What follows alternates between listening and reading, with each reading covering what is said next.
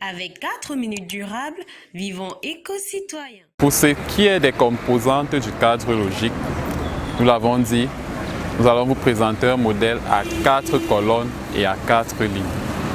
Concernant la première colonne, c'est la colonne de la logique d'intervention, encore appelée description du projet. Et donc, dans la logique d'intervention, on retrouve les caractéristiques du projet dont on a parlé précédemment. Il s'agit premièrement de l'objectif général, ensuite des objectifs spécifiques, après viennent les résultats et enfin les activités. Voilà donc les 4 lignes de notre projet.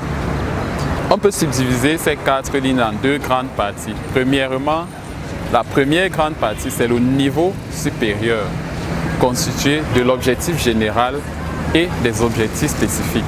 Et la deuxième grande partie, c'est le niveau inférieur, constitué des résultats et des activités. Au niveau supérieur, n'est-ce pas, la logique d'intervention tend à être plus stratégique qu'opérationnelle et elle se focalise sur l'impact du projet, en anglais outcome. Pour mesurer donc les progrès ici, on fera ce qu'on appelle les activités d'évaluation, en anglais evaluation. Quant au niveau inférieur, la logique d'intervention ici tend à être plus opérationnelle que stratégique et elle se focalise sur les réalisations concrètes, en anglais output. Et pour suivre dans les progrès ici, on fera ce qu'on appelle le suivi. Nous passons ensuite à la prochaine composante qui concerne les indicateurs, en anglais indicators. Alors, qu'est-ce qu'un indicateur?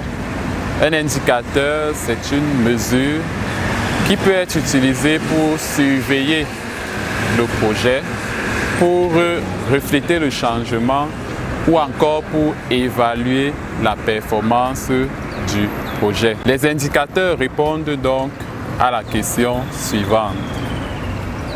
Le projet a-t-il atteint ses objectifs?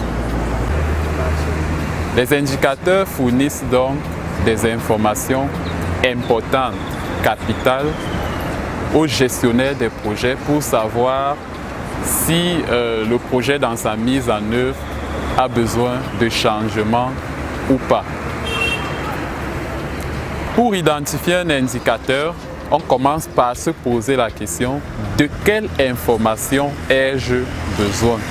La réponse à cette question servira donc à identifier non seulement le type, mais aussi le nombre d'indicateurs dont vous aurez besoin dans votre projet. Un indicateur peut donc être quantitatif ou qualitatif. Il est limité dans le temps et dans l'espace du projet. Il est toujours lié à la cible et aux bénéficiaires du projet et surtout, il est SMART, c'est-à-dire spécifique, mesurable, atteignable, réalisable et temporel. Sauf indication contraire